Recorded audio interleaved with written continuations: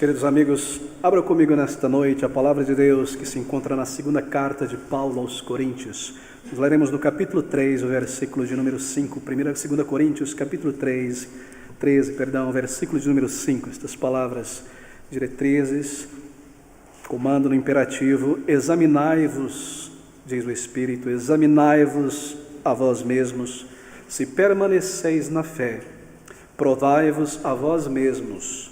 Ou não sabeis quanto a vós mesmos que Jesus Cristo está em vós, se não é que já estáis reprovados. Nosso título é um raio-x espiritual, algo necessário, sondar a nossa alma, e o Espírito de Deus põe estas palavras diante de nós através de dois imperativos: examinai-vos, provai-vos. Bem, o autoexame espiritual que está aqui em referência. Examinai-vos, provai-vos. Um ato de autoexame. Quando nós paramos em um momento à parte, diante da palavra de Deus, com sincera honestidade, para examinar e provar a nossa fé. Bem, o Senhor, o Espírito de Deus, através de Paulo, põe diante de nós, de cada crente, um dever de responder esta pergunta: eu já fui salvo? Cristo habita em mim? Eu já experimentei esta obra do alto? Posso de fato testificar disso? E ele coloca nestas palavras então: examinai-vos a vós mesmos se permaneceis na fé, provai-vos a vós mesmos. Bem, em referência à fé, mas fé aqui não é a doutrina, a fé cristã. Fé é salvação, uma referência à salvação, porque o exame está conectado a saber se Cristo está em nós. Ou não sabeis quanto a vós mesmos que Jesus Cristo está em vós? Examinar se eu estou na fé, se Cristo habita em mim, em minha alma, pelo seu Santo Espírito. Este é o exame. Se eu desejo examinar algo mais profundo, muitas vezes é necessário uma ressonância magnética, algo que vê profundamente lá dentro do corpo, algo que um raio-x ou ultrassom não veria. Esta é a ideia. É um exame sério, é um exame sincero e é um exame à luz da palavra de Deus. Este é o scanner, este é o raio-x, a máquina de ressonância. Nós iremos examinar se a pessoa de Cristo habita em nós. Como saber? Como posso ter certeza disso, que eu estou a caminho da eternidade com o Senhor, que eu posso agora estar seguro da vida eterna? Esse é o desafio, este é o comando diante de nós. Bem, examinar se Cristo está em nós. O que isso quer dizer? Paulo nos explica lá em Colossenses, um pouco depois, no capítulo 1, no versículo 27, ele diz assim, sobre Cristo Jesus. Deixe-me abrir, Colossenses 1, 27. Aos quais Deus quis fazer conhecer quais são as riquezas da glória deste mistério entre os gentios, que é Cristo em vós, esperança da glória. Aqui está uma definição de conversão. Conversão é Cristo Jesus habitando em alguém pela fé.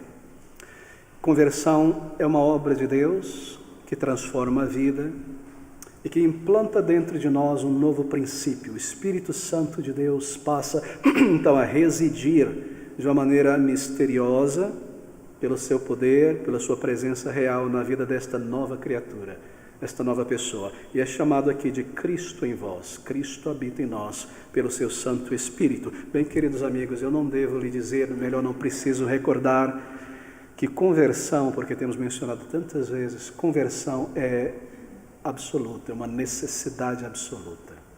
Conversão é o resumo do cristianismo. Conversão é o resumo da experiência de uma pessoa salva. E conversão é definida aqui neste texto como uma obra de Deus não humana que reconcilia um pecador afastado, alienado consigo mesmo, com Deus, isto é. E junto com esta reconciliação nos é dado um selo, a habitação do Espírito Santo. Na antiguidade, mesmo na modernidade, quando impérios se reconciliavam, a maneira de expressar esta unidade, esta união permanente, era através de casamento entre filhas de reis e de dignidades de um povo com o outro. Quando Deus nos reconciliou consigo mesmo, Ele enviou o seu Espírito ao nosso coração. e Ele nos uniu a Cristo Jesus. Assim, conversão não é unicamente o perdão de nossos pecados, isso é algo grandioso, mas é também uma experiência na alma. Você já me ouviu falar tantas vezes sobre a necessidade desta experiência. O nosso cristianismo, o cristianismo bíblico, é sobretudo uma religião experiencial. E conversão é algo que é experimentado, algo que acontece na alma de uma pessoa. Conversão é uma obra profunda, uma obra interna, porque acontece na alma. Em Marcos capítulo 7, do versículo 20 a 23, o Senhor Jesus Cristo resume dizendo que o que está errado conosco é aquilo que sai de nós, é o nosso ser interior. Não é a nossa aparência, os nossos costumes, os nossos usos e costumes que precisam apenas ser readequados, mas é uma mudança interna. Por isso a verdadeira religião é uma experiência de transformação, é essencialmente ser uma nova criatura. E é resumido nessas palavras: ou não sabeis quanto a vós que Jesus Cristo está em vós. Cristo habitando em vós, nisto está a esperança da glória. Em outras palavras, Cristo habitando de uma pessoa é a certeza da vida eterna. Conversão é Cristo em nós, Cristo Salvador. E, queridos amigos, conversão não é meramente uma crença vaga na pessoa do Senhor Jesus Cristo. A nossa sociedade cristã, entre aspas, brasileira, é marcada por isso, uma crença vaga na pessoa do Senhor Jesus, uma crença vaga na palavra de Deus, uma crença vaga em certas doutrinas da palavra de Deus. Ter Cristo Jesus não é uma compreensão abstrata, genérica sobre a pessoa do Senhor Jesus Cristo. Não é apenas uma crença, é uma experiência de acordo com a Bíblia, a palavra de Deus. E conversão aqui, mais uma vez, é resumido como Cristo habitando em uma pessoa pelo seu Espírito. Bem, há um erro evangélico em nosso meio, mas que é antigo, que diz que uma pessoa pode ser salva indo a Cristo, mas sem o Espírito Santo de Deus. A palavra de Deus rebate, contradiz este ensino. A palavra de Deus diz com toda clareza que se uma pessoa não tem Cristo nela, pelo Espírito, não pertence a Deus. Está em Romanos, no capítulo 8, versículo 9. A palavra de Deus nos diz, e nós comparamos então aquelas palavras de Romanos 8, 9, aquele que não tem o Espírito não pertence a Deus, com estas palavras de Paulo também em 2 Coríntios 13, versículo 5, ou não sabeis quanto a vós mesmos que Jesus Cristo está em vós. Aquele que não tem Cristo, aquele que não tem o Espírito habitando em si, não tem a Deus. Mais uma vez, conversão é uma obra do alto na alma humana, envolve uma transformação e a habitação, a residência da terceira pessoa da Santa Trindade nesta vida. É algo muito grande, é algo imenso esta verdade. Nós muitas vezes eclipsamos esta verdade com tantas coisas desta vida, esquecemos que Cristo habita em nós pelo seu Espírito, mas esta é uma realidade, queridos irmãos. Conversão também pode ser definida de muitas outras maneiras: ter passado da morte para a vida, ser uma pessoa perdoada, regenerada.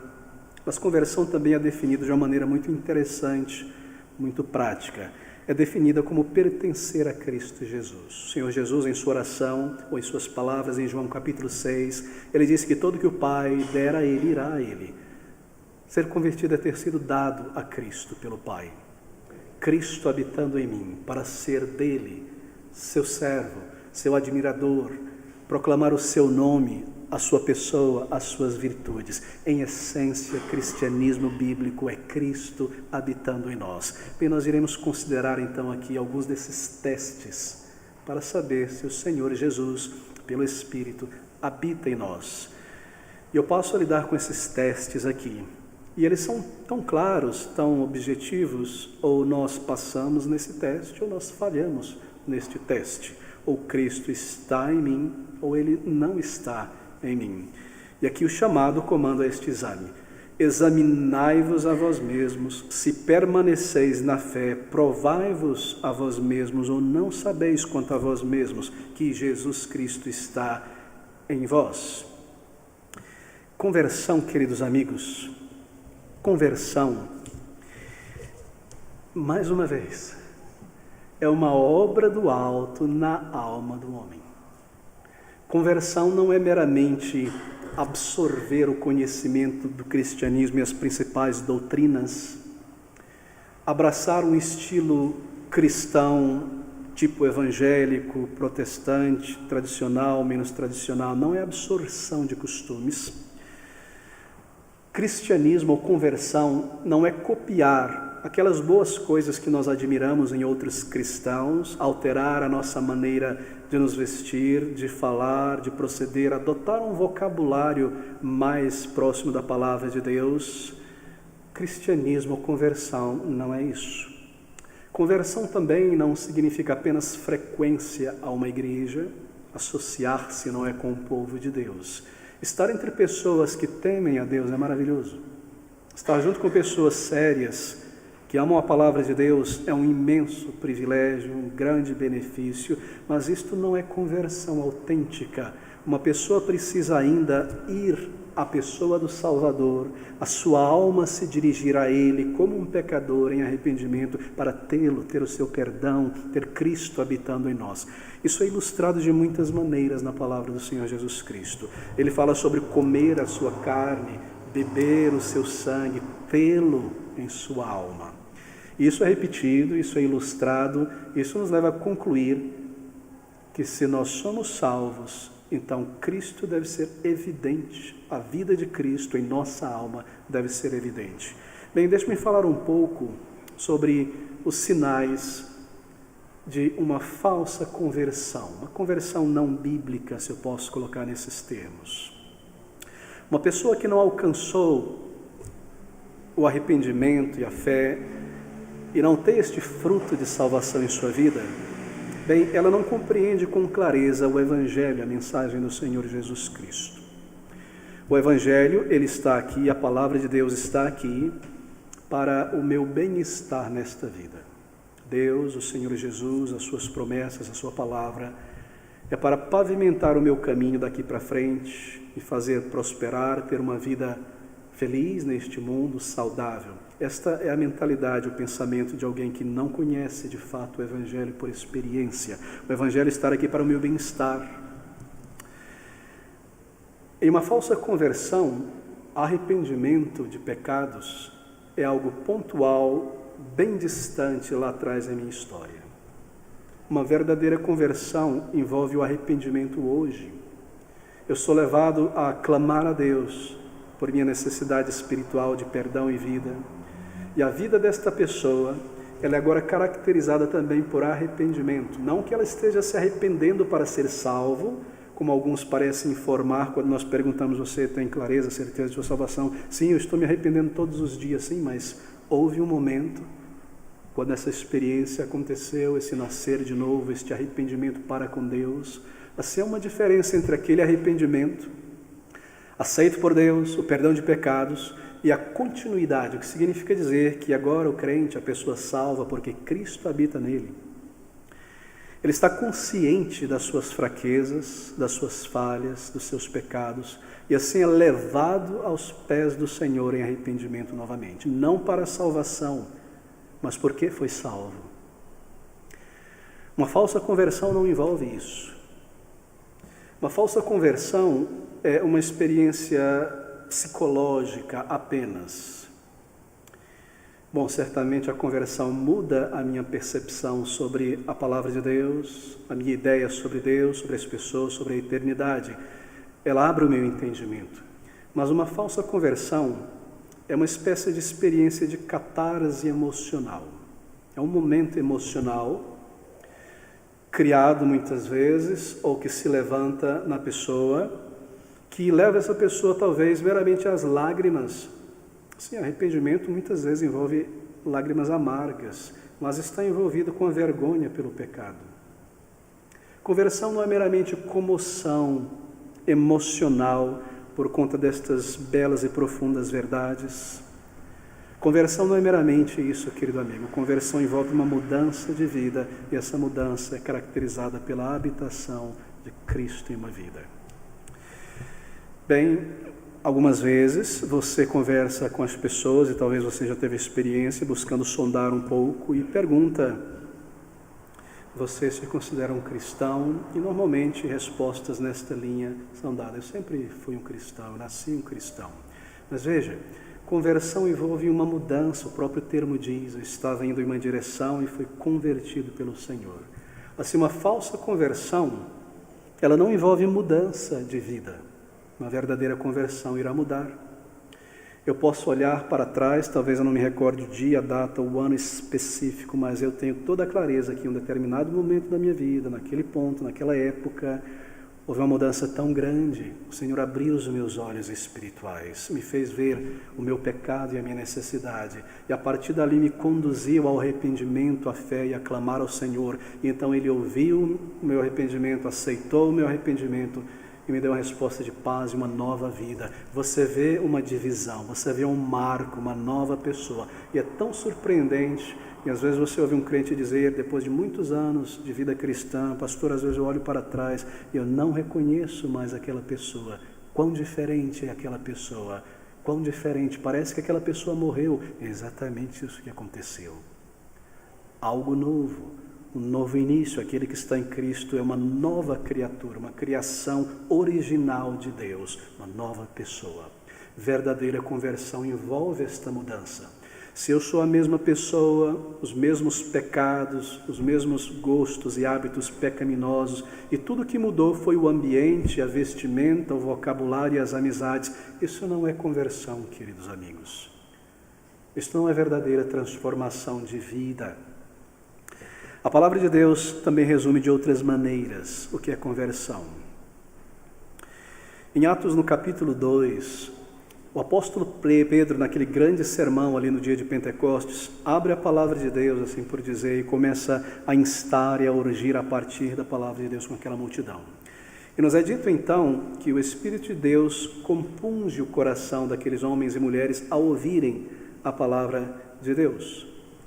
E de repente, um senso de culpa muito grande e doloroso desce sobre eles. E Pedro diz a eles então, arrependei-vos e crede no Evangelho. E nós lemos então que aquelas pessoas salvas, transformadas, elas receberam uma nova perspectiva, um novo coração, e a vida delas mudou. E quando Paulo escreve a um número desses crentes que agora se encontram em Roma, a um número deles que estava ali na crucificação de Cristo, muito provavelmente no Pentecoste, agora espalhados pelo mundo com a perseguição, se encontram na igreja em Roma, Paulo diz essas palavras em Romanos, no capítulo 8, no versículo de número 5 ao versículo de número 8, que há evidência na vida deles de que eles nasceram de novo, de fato, algum tempo atrás, porque agora há uma inclinação diferente dentro deles. Romanos 8, de 5 a 8, porque os que são segundo a carne, ele está mostrando, falando sobre uma falsa conversão.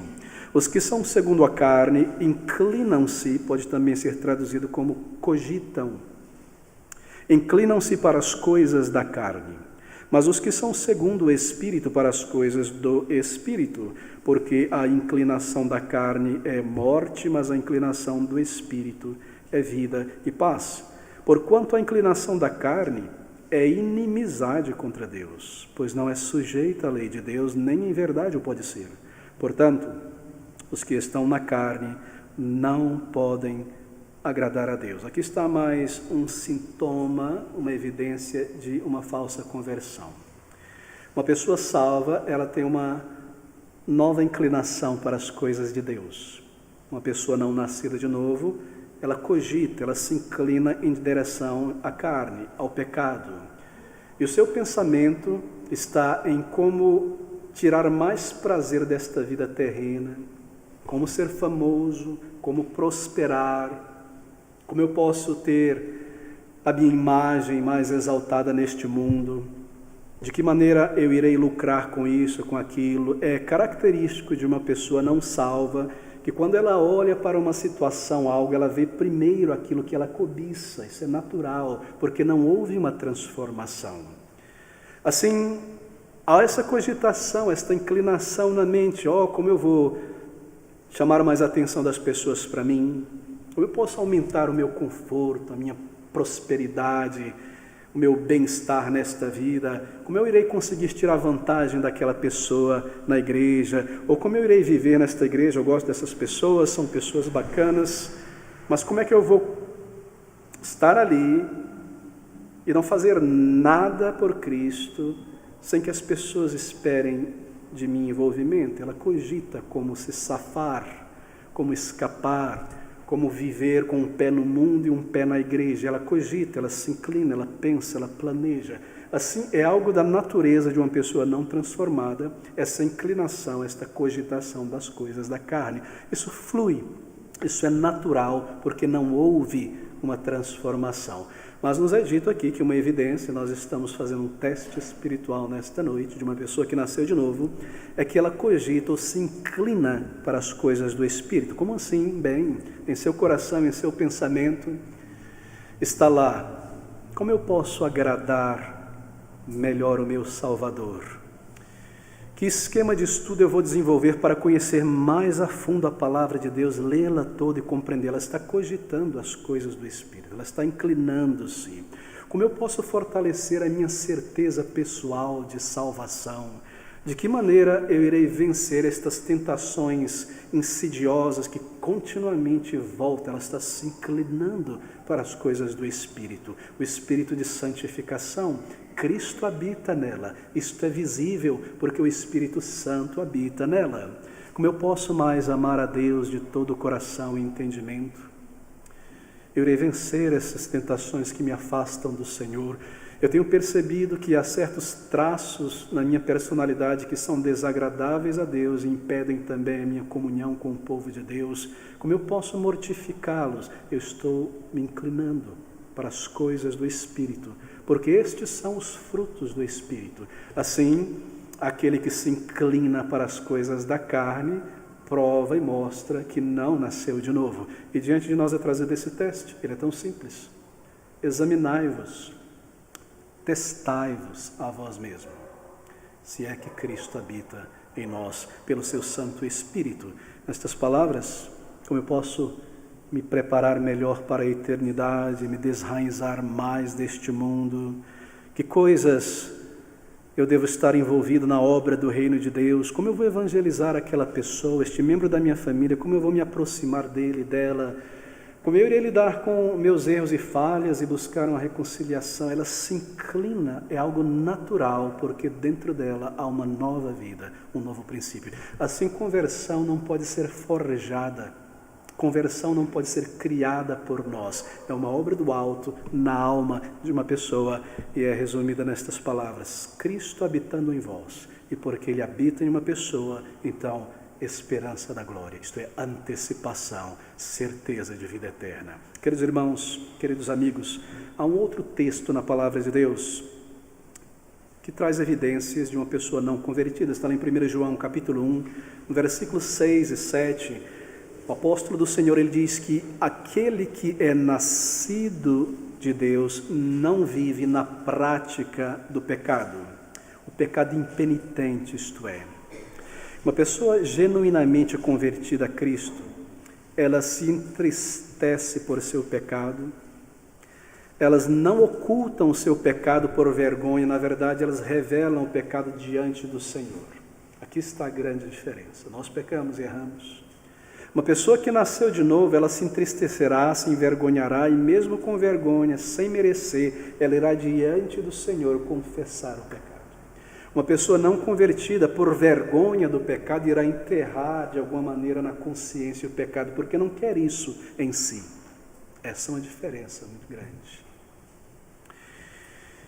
Uma pessoa salva odeia o pecado, e quando o comete, se sente como um lixo ambulante, mau, sujo, manchado, digno de punição. Ela não tenta esconder, envergonhada, um pequeno remorso, e assim ela vai ao Senhor, ainda que protele um pouco, e ela se lembra que a misericórdia de Deus é maior do que a nossa iniquidade, e que Deus é digno, justo, e que eu devo a Ele confissão do meu pecado. Ela é levada pelo Espírito Santo.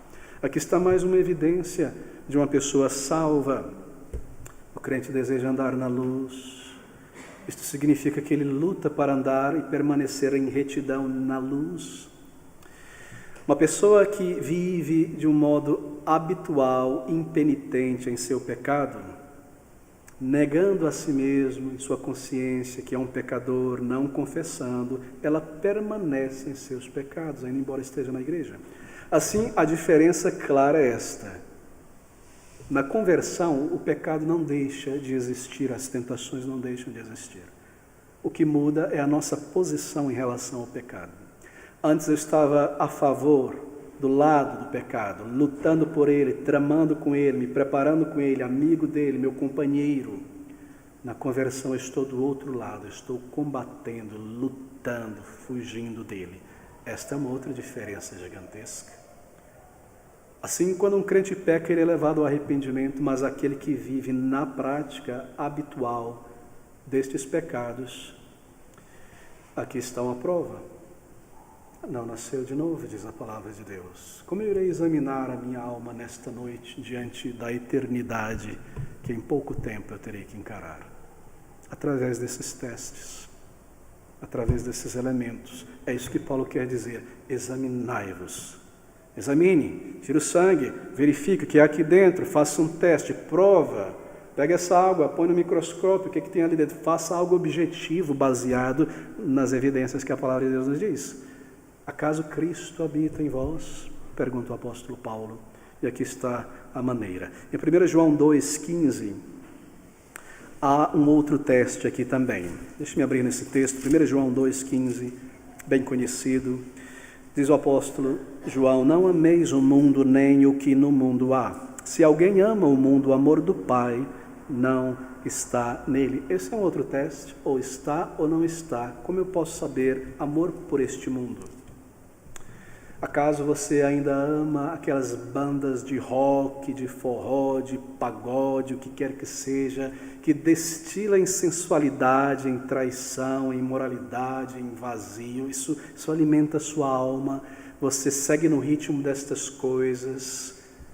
Então há um amor ainda pelo mundo. E pelo mundo quer dizer a mensagem desta cultura transmitida através dessas coisas. Você ainda ama os vícios desta vida, os modismos da sensualidade, as coisas que caracterizam a vida de uma pessoa que não conhece a santidade de Deus. Estas coisas ainda te atraem. Você consegue justificar a si mesmo, para si mesmo, estas coisas e tê-las como parte da tua vida e sem contradição alguma com o que a Bíblia espera? Você consegue isso, em outras palavras, transitar no mundo e na igreja, no mundanismo e na igreja, ao mesmo tempo sem nenhum peso na consciência. Então esta é uma evidência, uma prova de que Cristo não habita nesta alma. Eu amo as coisas desta vida, a projeção do ego, a autossuficiência. Então não houve conversão do alto. Como acontece então a conversão? Bem, ela é ilustrada na palavra de Deus. E a mais gráfica ilustração que conheço é a do Senhor Jesus Cristo, em João 3, sobre o novo nascimento.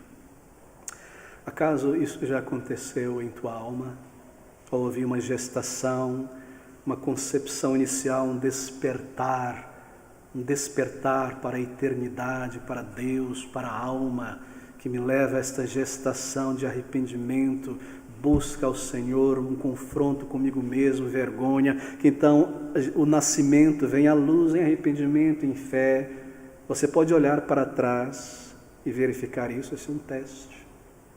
Houve essa real transformação, não apenas um momento, mas a minha vida continua transformada desde então. Essa é uma maneira de sabermos se já nascemos de novo. A palavra de Deus descreve a anatomia da conversão desta maneira. Eu olho para a minha experiência e vejo se isso aconteceu ou não. Essa é a maneira de examinar. Uma outra maneira de examinar e testar se Cristo habita em mim é através do testemunho do Espírito Santo. Paulo diz em Romanos que o Espírito de Deus, ele testemunha juntamente com o nosso Espírito que somos filhos de Deus. Nós podemos afirmar esse testemunho. O Espírito de Deus, ele pode afirmar diante do tribunal da luz de Deus, na palavra, este homem, esta mulher nasceu de novo. Esta vida eu transformei. Veja como ele é diferente. Veja como ele mudou. Há coisas nele que ele nunca abandonaria. Fui eu quem fiz isso. coisas que ele odiava, que eram santas, agradáveis a Deus, e agora ele ama de todo o coração. Fui eu quem fiz isso. O Espírito testifica com o meu Espírito, e o meu Espírito testifica juntamente, dizendo: isso é verdadeiro, eu não sou mais aquela pessoa.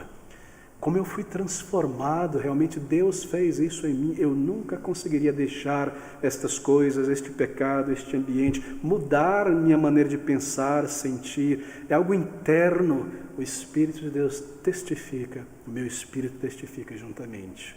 E assim nós sabemos que somos filhos de Deus. Esse é um outro teste. Examinai-vos a vós mesmos.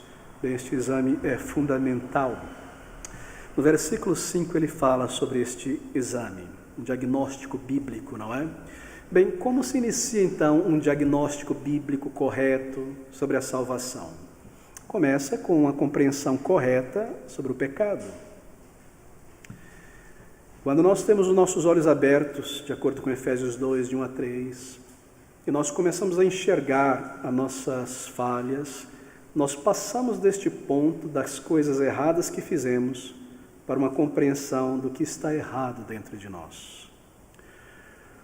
Nós começamos a entender que nós somos pecadores e não apenas cometemos pecados. Essa é uma obra do Espírito Santo. É muito difícil, se não impossível, para um ser humano reconhecer ser um pecador. No máximo nós conseguimos dizer: sim, eu pequei, eu cometi um pecado, eu falhei. Mas eu ser um pecador digno de condenação ao inferno, somente o Espírito Santo leva uma pessoa a este ponto. De humilhar a si mesmo diante do Senhor abertamente, confessar e dizer com todas as palavras a sua vergonha, a sua culpa diante do Senhor. É só o Espírito de Deus que faz isso. E aqui está mais uma evidência de uma verdadeira conversão. Queridos amigos, o que é o pecado? O pecado é um insulto contra Deus. Uma pessoa salva sabe muito bem disso. Eu insultei o Senhor, eu feri o Espírito, eu errei. Quando ela peca, não há apenas um senso de temor: eu pequei, vai vir punição, vai vir... Não, há um senso de vergonha, de tristeza. Eu usurpei, eu roubei Deus do que é devido à sua glória. Eu menti a respeito dele ao agir desta maneira, quando eu disse que sou de Cristo, mas eu me comporto como mundano. Há um vexame na alma. Não é meramente punição está vindo, o que eu faço agora? Vou me comportar como crente e melhorar? Não é apenas o temor de uma disciplina, mas é um senso triste. Eu insultei ao meu Deus. Há um senso dessa natureza numa pessoa salva. Examine-se a si mesmo, como é o seu arrependimento. Pecado é ignorância profunda. Se um pecador de fato conhecesse a santidade, a bondade de Deus, ele se arrependeria imediatamente. Quando há uma dureza muito grande, uma resistência muito grande em confessar ao Senhor o meu pecado, isto é um sinal de que eu não conheço a santidade de Deus. E essa é mais uma evidência. O pecado é poluição da alma. É algo que desagrada a Deus, é algo que mancha a alma, e isto é sentido por um crente. Quando nós pecamos, há um senso de mancha, e nós desejamos ser lavados, como Davi no Salmo 51, lava-me, Senhor, não com sabão e com bucha, mas com isopo, com aquela planta que desencarde o tecido. Lava-me, porque foi na minha alma, eu pequei contra ti. Quando uma pessoa peca contra Deus, sendo ela salva, ela tem uma consciência de que aquilo que ela fez foi diante dos olhos de Deus. Contra ti somente pequei, diz o salmista, e fiz o que é mal à tua vista. Davi está dizendo: quando eu traí e quando eu adulterei, eu fiz isso diante do Senhor, o Senhor estava lá naquela câmara. Quando eu tramei contra Urias para matá-lo, assassiná-lo, executá-lo, o Senhor estava ouvindo ao meu lado. Eu pequei contra ti, Senhor. Há um senso do pecado ser contra Deus. E isso me leva a um profundo e sincero arrependimento. Por quê? Porque agora há vida na alma. Examinai-vos, provai-vos a vós mesmos, se Cristo habita em vós. Deixe-me falar sobre sinais positivos, então. Ocorreu um arrependimento verdadeiro, e é misturado também com fé. A partir deste momento, nasce nesta pessoa uma nova compreensão da palavra de Deus. Antes, aqui está mais um teste, antes a palavra de Deus era um bicho sem cabeça. Eu não conseguia juntar, eu não entendo, tantos livros e diz isso, como é que é isso, é salvo? Ela está trancada, obscura diante de mim. Na conversão, por mais simples intelectualmente que a pessoa seja, ela é agora capacitada pelo Espírito a compreender, e a palavra se torna clara, e ela começa a ler e a palavra começa a se revelar. O que é a palavra de Deus para mim? Um livro difícil, um livro tedioso, um livro, uma pedra que eu tenho que carregar, um negócio, eu me afasto, não quero ficar a semana inteira para lá. Examinai-vos a vós mesmos. O Espírito de Deus, ele gera estas coisas em nós. Quando uma pessoa é salva, há submissão à palavra de Deus. Você conhece a vontade de Deus e juntamente se submete a ela. Você agora se organiza para agradar a Deus, para mudar, para agradá-lo, para melhorar. Essa é uma obra do Espírito. Há também na conversão um forte senso de pertencimento ao povo de Deus. Antes aquelas pessoas eram pessoas estranhas. Eu não queria estar muito com elas, mas agora eu compreendo a vida que elas possuem. E a semana passa, eu desejo tanto estar com os meus irmãos, e quando eu não estou na casa de Deus, foi estranho, a semana passou emendada, e eu não estive ali, não vi meus irmãos, não ouvi a voz deles, os louvores ao Senhor, não me uni com o povo de Deus. Há um senso de pertencimento, não é apenas estar numa igreja, num grupo, ali fazendo parte de um pequeno grupo, naquele grupo maior e coisas assim. Não, esse é o povo de Deus. Eu amo a casa de Deus e o povo de Deus. Isso é formado dentro de nós. Examinai-vos a vós mesmos, se permaneceis na fé. Na conversão, a descoberta da oração. E inclui também muitas respostas. Antes da conversão, ainda embora crescendo num lar evangélico, a minha oração era: Senhor, me dá isso. Senhor, me ajuda a passar no vestibular. Senhor, me protege. A minha gratidão era somente isso: obrigado por um novo dia, obrigado pela comida, tudo que alimenta o corpo e esta vida. Somente na conversão, oração se torna adoração a Deus, gratidão e intercessão, uma comunhão tão especial, desejada de estar com o Senhor. Você é levado a orar, você deseja, você diz a si mesmo: eu vou orar, eu vou orar ao meu Pai. Antes não, eu preciso orar, né? Eu preciso pedir, as coisas não estão indo bem, deixa eu orar ao Senhor. Examinai-vos a vós mesmos, provai se estáis na fé, se Cristo de fato habita em vós. Assim, meus queridos amigos, depois de um diagnóstico correto, então, de meu coração, é necessário, obviamente, uma compreensão clara sobre a pessoa do Senhor Jesus Cristo. Nós estamos respondendo à segunda pergunta: o que é conversão? Sinais positivos dela. Um novo coração é recebido. Um novo coração, como assim? Um novo princípio, um novo âmago, um novo painel de controle. Algo novo, de onde flui algo novo. O coração representa o centro das afeições na Bíblia, a mente, a alma. E a ilustração do coração é essa: ele está bombeando vida para todo o corpo, a veia no corpo inteiro. Mas esse coração morto, ele bombeia sangue morto. E tudo que há em mim é a concupiscência da carne, dos olhos e a soberba da vida. Mas quando eu sou salvo, um novo coração significa isso.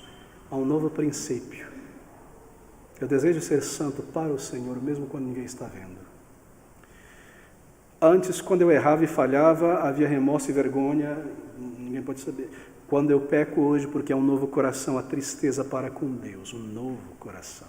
Antes havia um coração que nunca perdoava, nem se esforçava para isso. Esse coração foi tirado.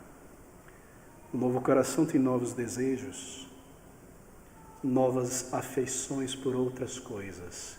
É o poder de um novo amor expelindo o velho amor, como dizem os puritanos. Um novo coração. Antes amor pelo mundo, pela carne, agora Cristo habitando em nós, o amado de nossas almas. Esta é uma evidência. mais uma evidência. Paz com Deus, pela reconciliação e a paz de Deus em nós. Uma característica de uma pessoa não salva, mesmo um evangélico, e essa foi uma característica na minha vida, era o temor da morte. E eu sabia que se morresse, eu não tinha certeza.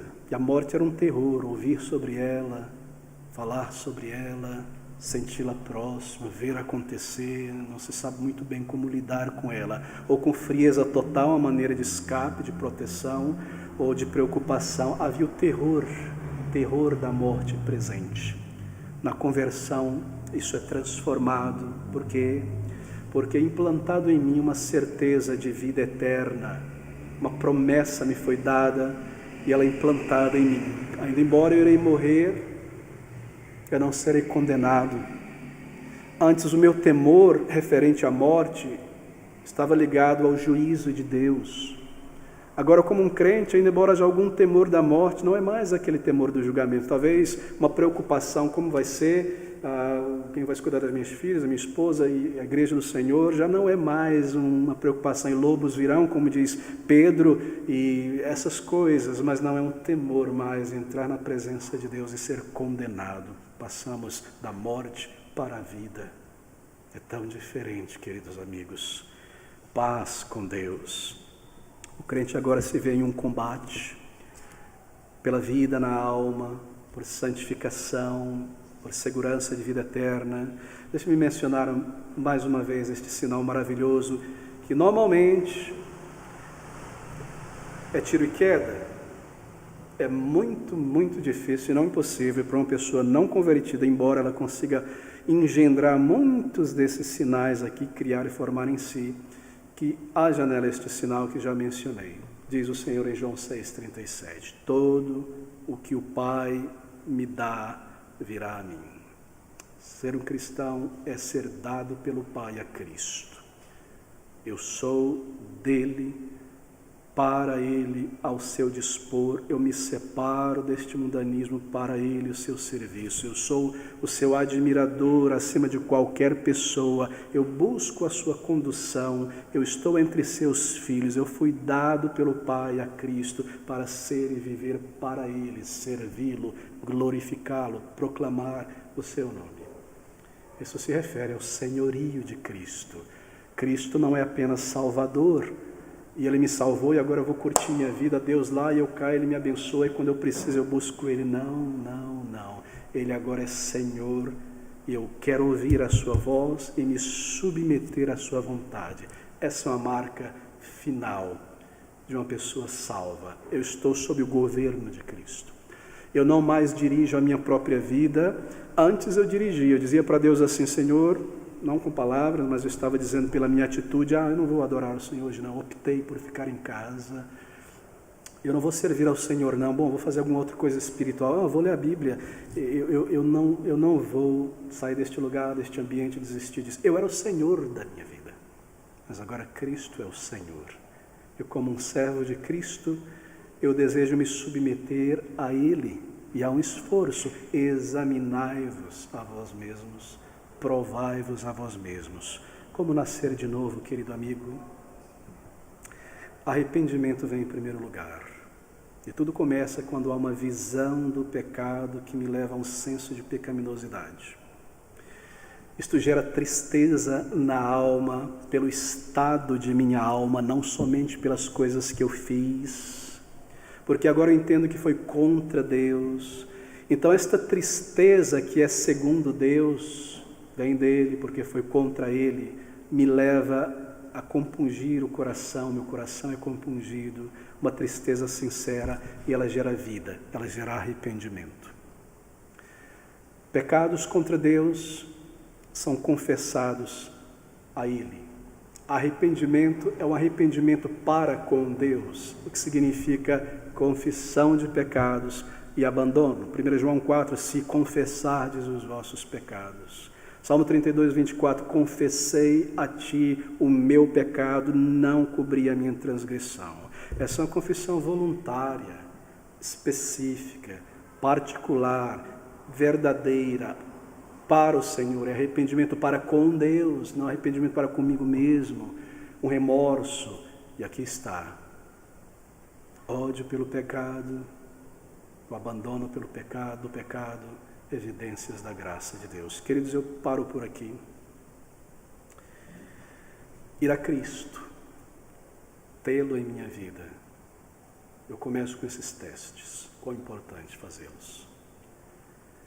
E então, se eu compreendo que Cristo não habita em mim, eu devo ir a Ele como um pecador que se dirige ao Salvador pessoalmente.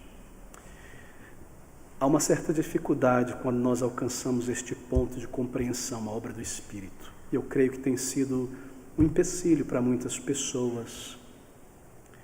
Uma pessoa chegou a esta compreensão do juízo de Deus, da sua pecaminosidade, mas de alguma maneira, por alguma razão,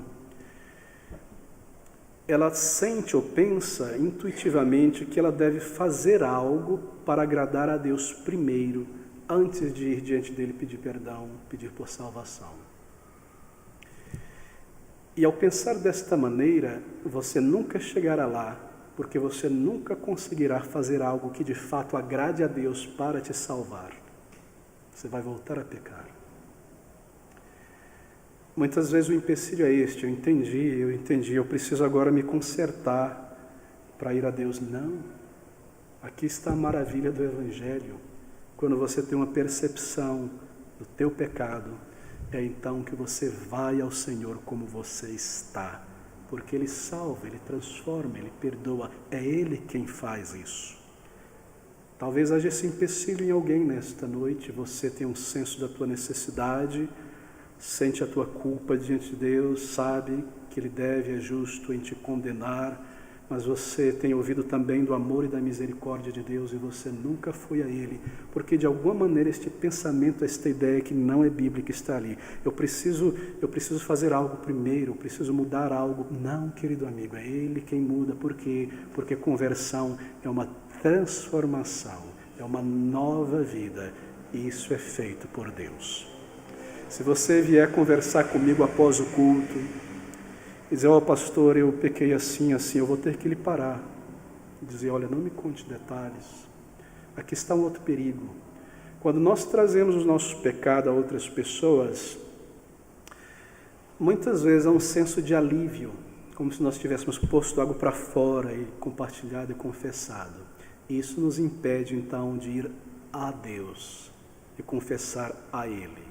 Sim, eu posso lhe ouvir e lhe ajudarei na palavra.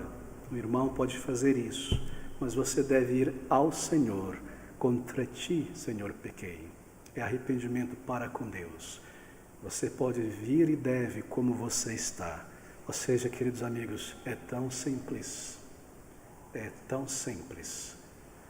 O Espírito de Deus abre os teus olhos e te convence da tua pecaminosidade, do juízo justo e vindouro, e que Ele proveu um Salvador, justiça nossa. E então você vai como você está e se lança aos pés de Cristo, clamando, confessando e se entregando a Ele. E você o busca desta maneira, e Ele te ouve, e Ele envia o seu Espírito ao teu coração, que passa a partir daí, como nunca antes, com toda a verdade e sinceridade, a te levar a pronunciar estas palavras com verdade. Antes não era verdade. Pai, Abba, meu Pai, meu Deus. Vamos orar juntos. Ó Senhor, bendito e eterno Deus, grande é o teu Evangelho, grande é a salvação, tão imensa, tão gloriosa, por ser tão simples, tão gratuita, somente pela fé em Cristo, por um arrependimento e uma entrega sincera, algo que o nosso orgulho não compreende, não aceita, algo sobre o qual tropeçamos e muitas vezes nos impede de ir completamente ao Salvador. Senhor, nós rogamos a graça do alto, leva-nos ao Senhor Jesus, se ainda não o conhecemos. Graças te damos, porque ao conhecê-lo, sabemos e podemos ter certeza de vida eterna. Vem, pois, e visita esta congregação com poder de salvação. É o nosso clamor a ti, em nome do Senhor Jesus Cristo, e para o teu louvor. Amém.